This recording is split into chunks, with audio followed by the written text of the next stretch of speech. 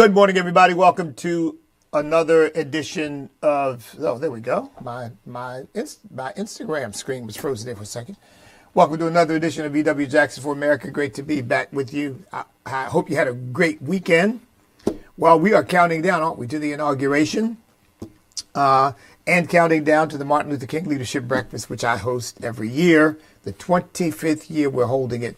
It doesn't usually fall on Inauguration Day, but every now and then it does. In fact, well, I don't even remember what day it fell on with Biden, but I remember that it's certainly one of Obama's inaugurations, the first one, fell on the day of the Martin Luther King Leadership Breakfast, and we saw a reduction in attendance, and we're seeing the same thing this time, as a matter of fact. In fact, we got people who are buying tickets to the breakfast to support the effort, but are going to be going to the inauguration. So that brings me to my first announcement before I get into the issues I want to discuss today. For those of you who might be interested in coming to the Martin Luther King Leadership Breakfast, but maybe you're not sure you want to invest the money to do that. You've never seen it before. You've never been there before. You don't know. But you're interested. We have complimentary tickets because we have a lot of sponsors. Got some really wonderful sponsors. Had this for our Stand Awards dinner as well. They say, look, I want to support the effort. I want people to be able to go. I can't make it. And in this case, a lot of people who are buying tickets and sponsoring, they're sponsoring far beyond the number of people they're going to be able to bring. And some of them are not even going to be in town. They're going to be up in Washington, D.C. for the inauguration. There are a number of those. So as a result, this year, for the first time, we have some complimentary tickets available. If you are interested in going to the Martin Luther King Leadership Breakfast, all you have to do is email me at ewjackson@ewjackson.com. ewjackson@ewjackson.com. And just make sure the header is MLK Breakfast Tickets. And we have tickets available. I'm not sure how many we have available. It'll be on a first come, first served basis. First couple ones come in, we're going to obviously give those people the tickets. And when we begin to run out, we'll start to say, you know what, sorry, we've reached our limit. We no longer have any additional complimentary tickets. I would suggest that if you're interested in coming, it's going to be a great event too. We've got the first keynote speaker for this Martin Luther King breakfast, believe it or not, was Dr. Alveda King, the niece of the Reverend Dr. Martin Luther King and the daughter of his brother, A.D. King, two great civil rights leaders. So I'm really glad about that. And I would love to have you take advantage of it. So just email me at ewjackson@ewjackson.com, and we'll make arrangements to get you on the list so that you can attend the breakfast. You won't get a paper ticket in your hand, but you'll get a confirmation that you are on the list. All you have to do is show up. It's at 10 a.m. on Monday at the Chesapeake Marriott, the Delta Marriott in Chesapeake, 725 Woodlake Drive in Chesapeake, Virginia. So you go to the website, thecalled.org, and you'll see all the information about it, thecalled.org, and you'll get all the information. Now, if you're one of those people who says, no, I want to support the effort. I don't need any complimentary tickets. I just want to support it. You can still buy tickets. You can still sponsor, or you can just contribute to it if that's what you want to do. Remember that the proceeds of the breakfast now go to two things. One is to provide scholarships for the young people. 2 young people get scholarships every year. We've given away $10,000 in scholarships as a result of this breakfast, so it goes to that. And it also goes now to support the Maximum Potential Christian Academy and to help those students. It helps us to keep our tuition very low so that people who want to send their children to something other than one of these government schools are in a position to do so. So we're K through 5 right now. We're expecting to go all the way to K through 12. So your contributions to the Martin Luther King breakfast help provide some at-risk children with an education. And believe me, it's a worthwhile thing. It's a worthwhile thing. And as I said before, you may have heard me say this before, so forgive me for being repetitive, but it's worth saying again. This is not going to be like most of these kinds of events that you go to that are controlled by the left, and they're doctrinaire, and they're racial, and in some cases racist. And it's just one long victim fest of, oh, woe is me, and how terrible life is, and America's terrible, and all that nonsense. I mean, I don't believe that was what Dr. King's message was. And that certainly was not his dream. And so that's not what we focus on. We honor our first responders, our police officers, our firefighters, our sheriff's department. We honor people from business, from ministry, from education, from a variety of walks of life. We don't care what the race of the people are, what the race of a person is. We care about their contribution to the community as a leader. That's what matters. This is not a DEI event, have to tell you. Okay? This is an event that is geared not to divide us, but to bring us together around our shared values and shared commitment to the quality of life in our community. So I would just encourage you to support it, because I'm not saying it's the only one, because I don't know what all else goes on out there, but I'll tell you what, it's unique. You won't find many like this. If you go, there's another one that is sponsored by the Urban League. It usually happens at 7 in the morning in Norfolk. You go to that one, believe me, it'll be an entirely different spirit. They'll be celebrating homosexuals and transgenders and all that. I mean, you know, it'll be the whole gambit of godlessness that you'll see. Our breakfast is really dedicated to honoring God, to honoring people, and to unifying our community. I really believe that's the true spirit of Dr. King, which is why, frankly, you don't get his name invoked a whole lot in all the stuff that you see going on around the country now by these Black Lives Matter types. You don't hear Dr. King's name invoked, because Dr. King was not about victimization. He was about the beloved community and bringing people together and transcending all the racial stuff and the complexion stuff that has dogged our community since the slave master class imposed that ideology on the country to justify themselves and convince everybody that slavery was good. And so they told the whole country, which most of the country did not benefit at all from slavery, but they convinced the whole country that this was right and good and this was in proper order and all that. And it hurt the country badly. People say, you know, America was built on slavery. No, America was almost destroyed by slavery. America was held back by slavery. But that's another matter. I won't get into all that. But at any rate, the Martin Luther King Breakfast is coming Monday, 10 a.m. at the Chesapeake Marriott. Believe me, it will be an event that you will never forget. And so I hope that you'll take advantage of these complimentary tickets that we have available and come. And if you've got a whole family, we're not limiting it at all. We're not saying, 2 per person. If you got a family of 4 or 5, you want to bring them all, because we're only 6 days away and we don't have time to play games. So we want to get these complimentary tickets out, because we're going to pay for the breakfast anyway. Okay. Complimentary tickets are breakfasts that have already been paid for. So we're going to pay for them whether anybody eats them or not. So we'd rather see people come on out and enjoy the breakfast, get the food, than just see the money go to waste. So if you got a family of 3 or 4 or 5 or 6 or 7 or whatever, and you want to bring them all, you just got to give us all their names. Okay. We're not reserving breakfast for people. You can't say, well, I'm bringing 10 people. And then you give us one name and we reserve 10 tickets. It can't work like that. You got to tell us who's coming, so that we have their name at the door, because we're expecting that particular individual. But if you do that, you can bring as many as you want. Okay? You're a teacher at a Christian school, and you've got a whole class that you think would love to attend. Email us and tell us how many you've got, and we'll see if we can accommodate them. We'll accommodate as many as we can. So, because again, our donors have been very kind with us. And we really don't want to waste their money and pay for a bunch of breakfast that nobody eats. Okay? Thank you, President Trump. Because a lot of those people who won't be eating the breakfast because they will be in Washington, D.C. for the inauguration. Congratulations to President-elect Donald Trump and to all those people who are going to be there enjoying that event. Now, the Martin Luther King Breakfast is nonpartisan. It is non-political. I don't get into all of that at the breakfast, because we realize if we start doing that, then people are going to be, thinking that the breakfast is really to promote a candidate or promote. And so we stick with honoring people in the community for their contributions and their merit. And we leave it at that. Okay.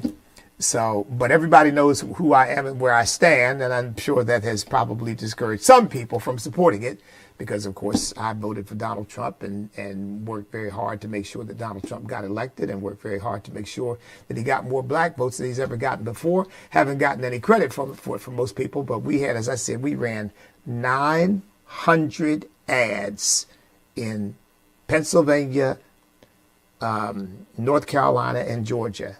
900 ads in the last, 6 weeks of the campaign. 900. And so he won all 3 states.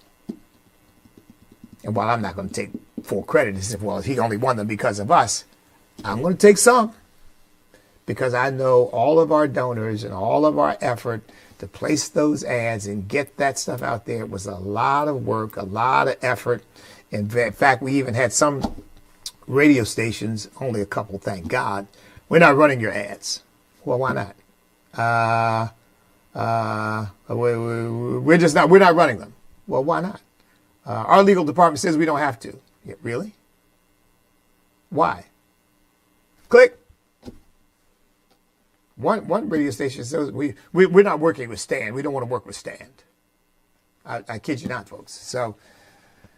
So everybody knows where I stand, but the breakfast is not about any of that. The breakfast is about honoring people in the community for their contributions. Doesn't matter in this case who they voted for. Doesn't matter what they stand for politically. We don't even want to know, okay? Because we don't want to get into that and give people a reason to want to divide.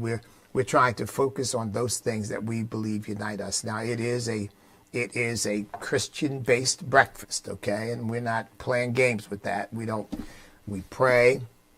I acknowledge the name of Jesus. I acknowledge the Judeo-Christian values of our country. And that's another way in which this is very different. And people love it. They love it. Pastor Roger Cheeks comes, one of the greatest singers in America. You may not have even heard of him, but believe me when I tell you, he is one of the greatest singers in our country. But he sings, and I'll tell you, and every 5th year I do the keynote message, every 5th year. So 25, it's my year to do it. I don't know whether I'm going to do it on 30. I may break it after this and say, you know what? That's it. I'm not doing the keynotes anymore. Let somebody else do that now. I did it for 5 of the 25 years. I did it 5 times. I may leave it at that and not do it in year 30. Believing God that I will be here and healthy and well and capable of doing it on year 30, but I may not do it on year 30. We'll see. We'll see how that goes. But I do it every 5 years. So this year, I hope this encourages you to come. For some people, it might be a discouragement, but this year I will be the keynote speaker for the breakfast. So at any rate, we're going to have a great time in the Lord. It's going to be inspiring and uplifting, and I want you to come. We've got complimentary tickets available. Go to email us at ewjackson@ewjackson.com. If you want to find out more about all of our honorees and who we're honoring and who the students are, go to thecall.org. The full flyer is there on the website, and you'll see the names of all the people. You might see some names that you know. Okay, all right. Got that in and out of the way. As always, took a little bit more time with that than I expected to. So now let me come to the main issue that I want to bring up. And again, folks, forgive me for saying this because I don't mean it to sound self-congratulatory because it really is not. But, you know, I find myself sometimes bringing up things that nobody else is bringing up, or at least I'm scouring the news. I'm not seeing it anywhere. And here's what I want to bring up today. Pete Hegseth's confirmation hearings are going to begin in about 45 minutes.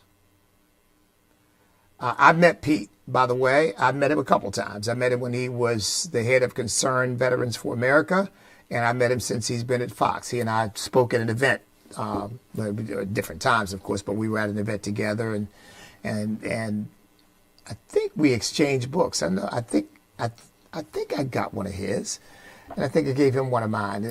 But you know how that is when you're traveling and moving, you know, it gets fuzzy. But I think we were at the Salt and Light Conference together, and he and I had an opportunity to talk when he first when his name was first raised as Secretary of Defense. My first thought was, wow, a little young for that role. But then as I thought about it more, I thought, but you know what? He's perfect for it. He brings youth, he brings energy, he brings combat experience. He is a student of our defense system and defense department. I've been told, I've read also that he has absolutely impressed the senators with the depth of his knowledge of the Pentagon and how the Defense Department works, with his own ideas about what can make it work better. They have been absolutely floored that he comes to them fully prepared, not some novice or incompetent who doesn't know which way is up. Like some of these nominees that Biden has put forward, they can't answer the simplest questions. So they have all been impressed by the breadth and depth of his knowledge. So the man is completely qualified for the job. I completely and wholly support him for it. But guess who seems to be his main critic? His main critic is none other than this idiot senator, Richard Blumenthal. Now, I'll tell you why I'm bringing this up, because Richard Blumenthal is the guy saying Pete Hegseth is so unqualified, it's a joke. Maybe you don't remember this. Maybe the news media doesn't remember it. Maybe conservatives don't remember it.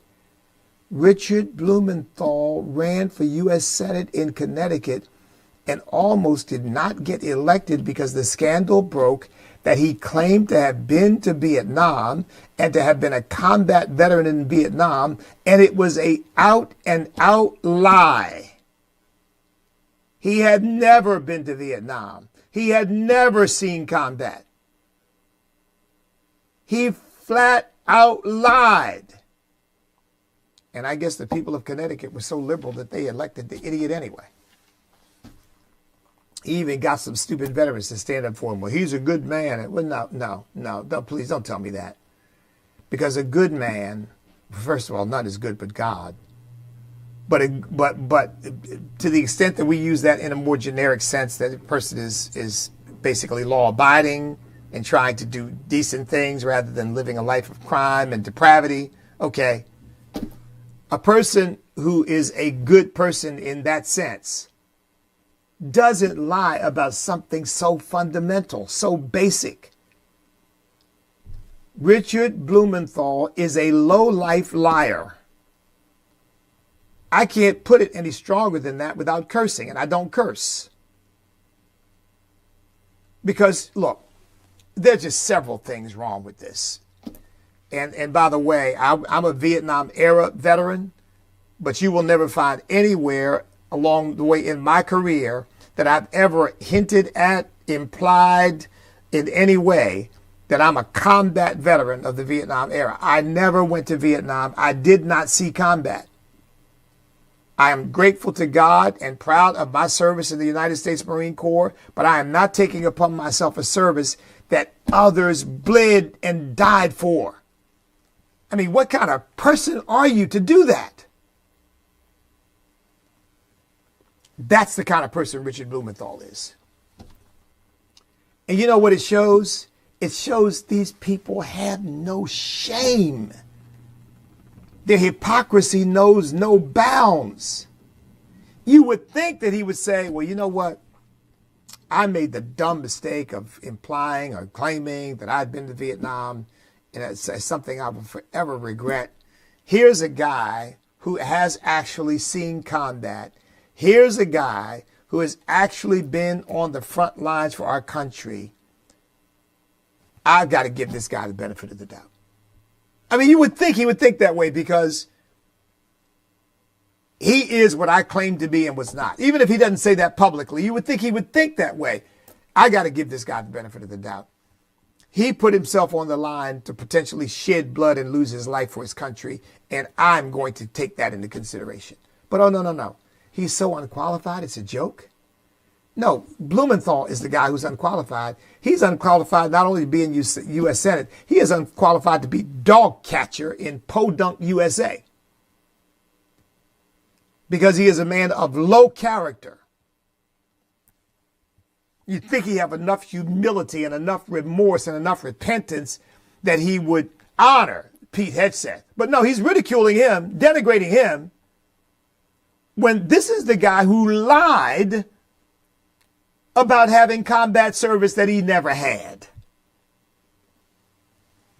I mean, every time I see the guy, I'm serious. It almost gives me a pit in my stomach. Now, folks, I don't hate anybody, and I really believe in the power of forgiveness.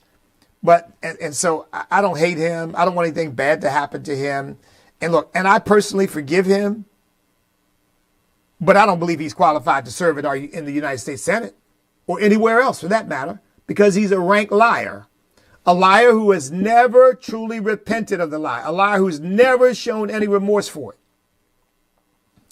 it. During one period of my career in politics, I had a personal protection agent who was a Navy SEAL. And, you know, he would wear the pin on his jacket. And one time, he walked by a guy who was wearing the pin, and he just knew that this guy was not a SEAL. He knew it. And he stopped to talk to him. He said, oh, and you know, SEALs have their lingo, and he threw a couple things at this guy, and this guy didn't know how to respond. And he finally said to me, he said, you know what? He said, you ought to take that pin off because you know you didn't earn it.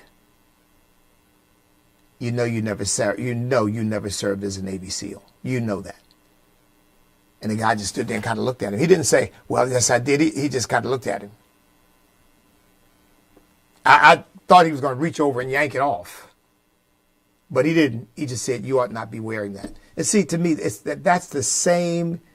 That is the same as claiming that you are a combat veteran, that you've seen combat when you haven't. And Blumenthal's got the nerve to say that Pete Hegseth is so unqualified, it's a joke. And he's the joke. Blumenthal is the joke. But, you know, to me, he is emblematic of the Democrat Party.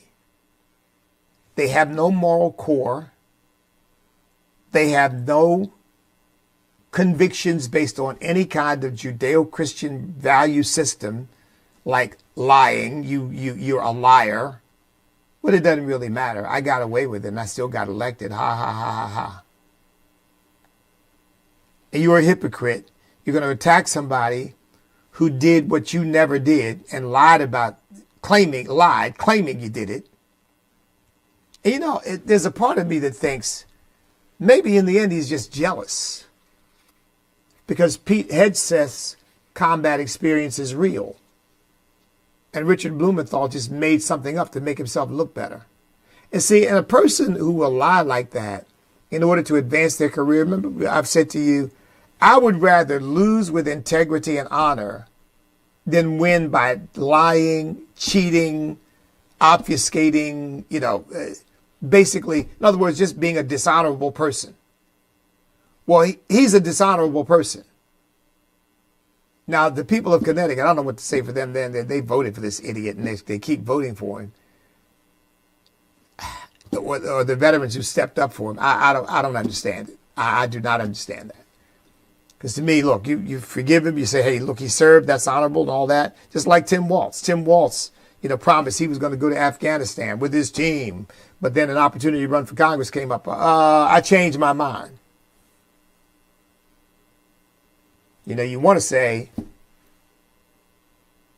coward, but at the very least, liar. You're not a man of your word. Well, Blumenthal is, to me, he's the lowest of lowlifes. And he is not worthy to shine Pete Hegseth's shoes, let alone to rear back on his haunches and look down at Pete Hegseth. He is so unqualified, it's almost a joke. The biggest lying, sniveling, disgusting person in the U.S. Senate as far as I'm concerned. It just thoroughly disgusts me. I hope Pete Hegseth sails through, and I really pray that this guy's career ends soon, that I don't have to see him or hear him anymore pontificating with his lying, sniveling self. I don't hate him, but you can tell I don't like him, and I'm going to cop to that. I do not like him. I don't like anybody who does that. Anybody who appropriates the honor of other people and takes it on yourself to make yourself look better. I can't stand that. So at any rate, I wanted to get that one out of the way.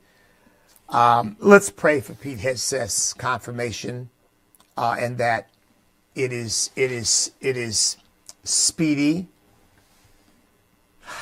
I'll tell you, I hope I'm wrong about this, but I think it's going to be nasty. I think they're going to trot out every vile, filthy thing they can conjure up, whether it has any modicum of truth to it or not. Any accusation they can grab from anywhere, by anybody, by any woman, by any guy. I mean, they're gonna trot it out. I mean, we got Vinderman as a congressman here, and Vinderman lied about Donald Trump, and he got elected in the 7th District of Virginia. I mean, it's a travesty. And he's a military guy. Just sat there and lied through his teeth that Donald Trump was somehow trying. I mean, give me a break.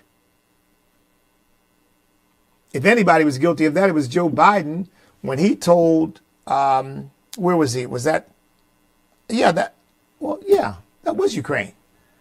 When he told them that if they didn't fire this prosecutor, that they weren't going to get, I think it was $6 billion in foreign aid that was due to come their way. And it wasn't going to happen unless they fired the prosecutor. And the prosecutor was investigating Burisma, which his son had ties to. And they fired the prosecutor, and the case went away. Yeah, why don't you talk about that? No, because they're not interested in integrity. They're interested in power and their agenda. And that's it. That's all. If it contributes to those things, to furthering their agenda, to enhancing their power, they're all in. And it doesn't matter how much lying they have to do, how much stealing they have to do, how much cheating they have to do. It doesn't matter how lacking in character and decency they have to become. They will crawl through the muck and the mire of every vile thing imaginable, as long as at the end they get to come out on top in terms of power and in terms of furthering their little sick Marxist agenda. Now, I think I put that about as plainly as it can be put. Okay, enough on him. He doesn't even deserve that. Richard Blumenthal doesn't. But Pete Hegseth, in my view, deserves to be Secretary of Defense, and I pray that that's exactly what we will get, because I really believe that with Pete Hegseth in charge of the Pentagon, there's going to be a restoration of morale. The military people that I know will no longer be coming to me saying, why am I taking classes about how to talk to some guy who thinks he's a woman? Why am I spending hours learning about that and being told how to, when they ought to be studying and learning and practicing how to do their jobs, how to make our military the most effective, efficient, and lethal fighting force on the face of the earth. That's what they ought to be studying. Not some guy who wants to put on makeup and have himself cut, or some woman who wants to put on a butch outfit and have herself cut. I mean, give me a break. If people want to do that stuff, let them do it. By the way, I've got a constitutional amendment that I'm proposing. We haven't rolled it out yet because I've got a few other things on my agenda right now, but we'll start rolling it out at the end of this month.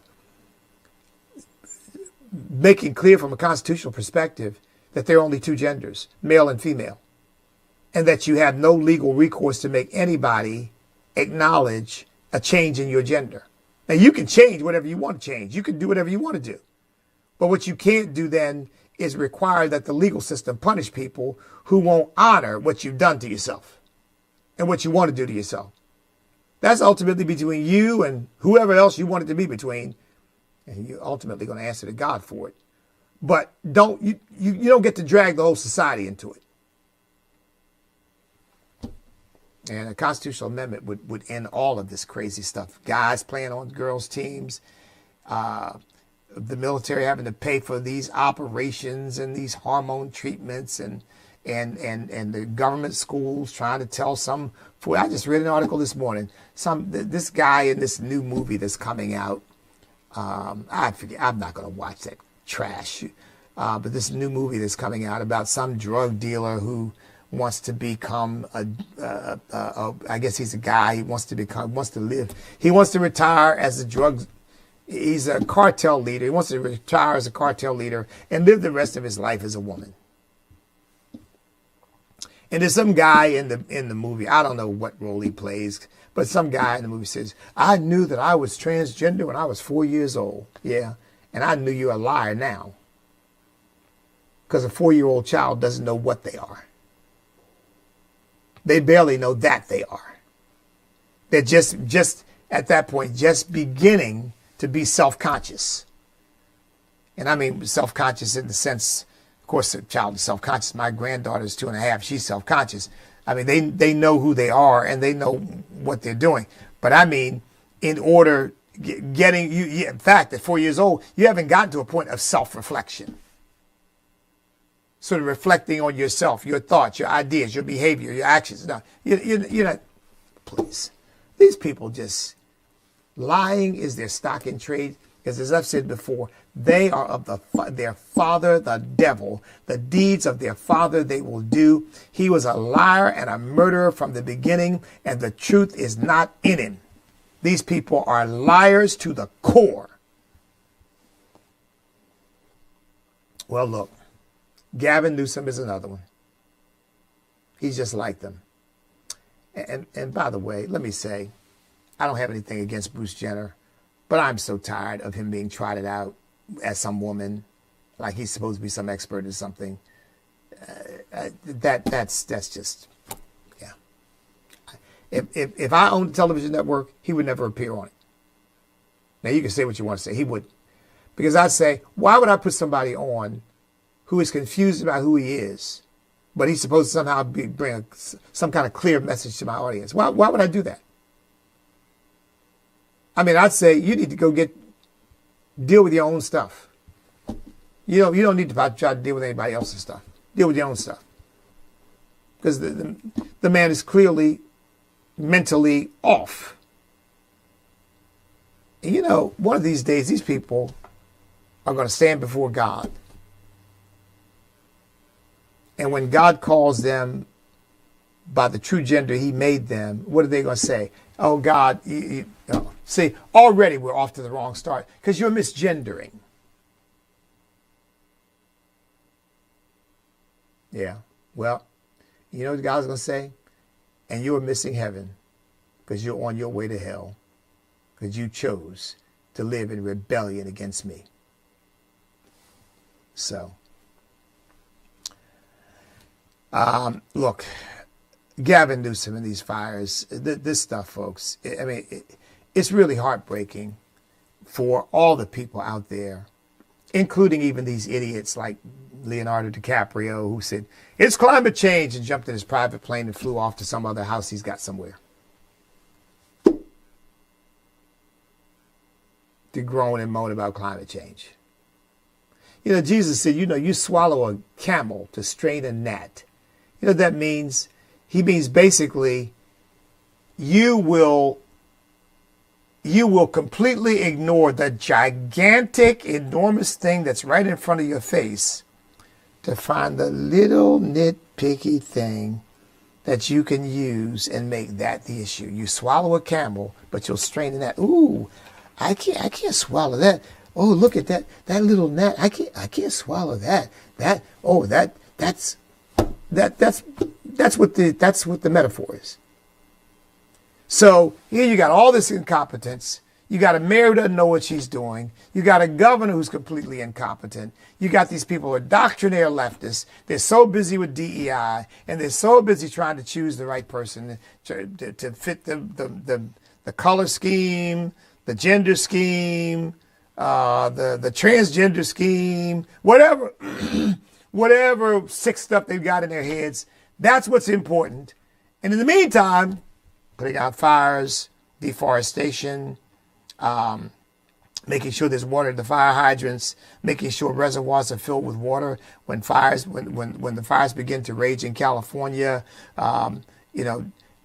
doing the grazing that needs to be done to clean up all of the excess vegetation that's there on the ground. I mean, all of these things that help suppress fires and help slow the spread of fires, none of that is climate change. It's climate change. That's the great big old stupid camel that they'll swallow. But, all these people doing all these things that make this worse. Oh, no. That's just a little gnat. That's just a little gnat. I'm not swallowing that. The planet is coming to an end. Don't you all see it? And it's your fault. As Leonardo DiCaprio jumps into his private jet and waves bye-bye. This stuff, folks, it's criminal in my view. It really is. And I don't know what the statutory framework is in California. Never practiced law there, but I know one thing. There is such a thing as criminal negligence generally in the law, where a person behaves in such a reckless way that they knew or should have known that it would cause serious bodily harm or death. That's why there's a charge called in some jurisdictions criminally negligent homicide, where you might not have set out to kill a person, but you behaved in such a way that you should have known that it would result in a person's death. Somebody needs to go to jail out in California. Maybe it's the mayor. Maybe it's Gavin Newsom. Maybe some of these other pinhead bureaucrats out there who have completely ignored the reality of the Santa Ana winds and the dry. They're in a drought right now. And all of the combustible materials all over the place, just waiting to get ignited. They ignored all that because they're busy Trump-proofing California. Right, we got to Trump-proof California. I think they're spending like $50 billion, something like that. I forget what the number is, but they got to Trump-proof California. Whatever that means. Well, we know what it probably means. We got to make sure that all of our criminals and all of our illegal alien invaders get a pass, get to walk free, get to rape some more women, get to murder some more people, get to kidnap and murder some more children. Get to enslave some more kids in human trafficking. Get to deal some more drugs. We got to make sure that they're free to get all that stuff done. After all, this is California. We are a sanctuary state.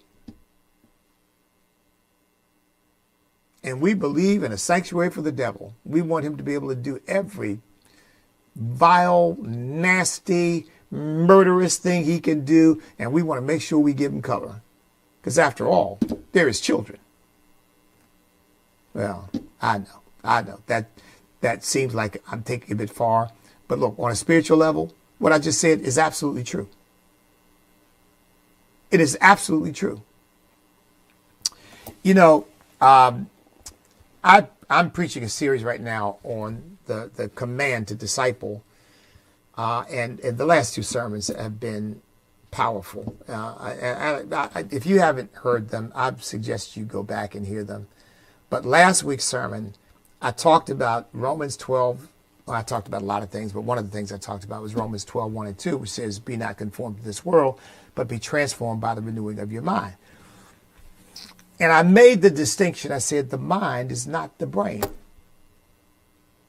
Now think about that for a second. The mind is not the brain. Because if the mind is the brain, when you die, you can't think anymore. But the fact of the matter is that when you die, when you separate from this body, you will think more clearly than you ever had before. Because the brain is simply the organ that the mind uses to connect to the physical world. But the brain is connecting, the mind is capable of connecting both to the physical world and the invisible spiritual world.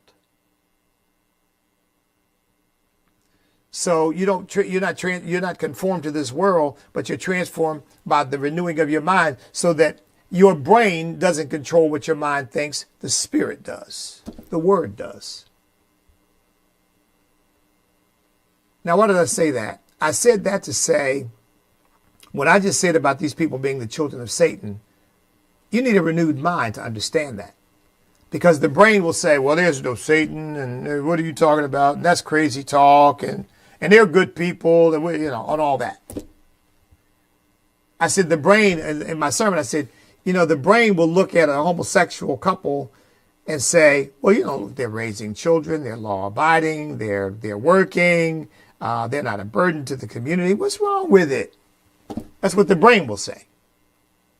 Because the brain looks at what it can see, what it can hear, what it can touch, what it can taste, and what it can smell.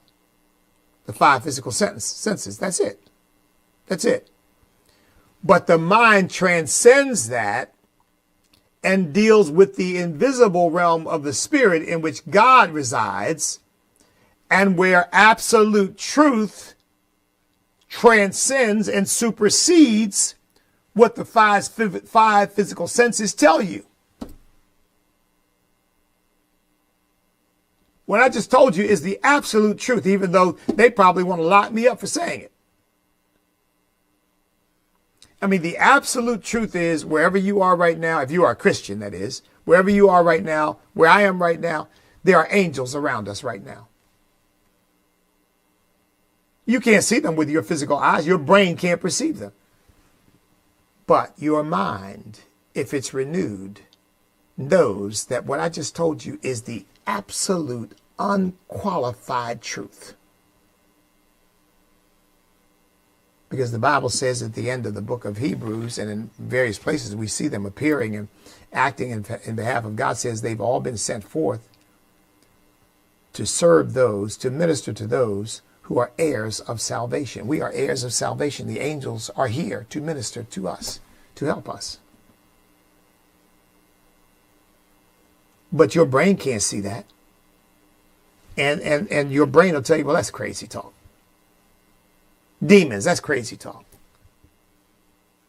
But when your mind is renewed, when you see these fires through the lens of the renewed mind, you realize that what these fires are saying to us in part is, this is what godlessness will produce. Stealing, killing, destroying.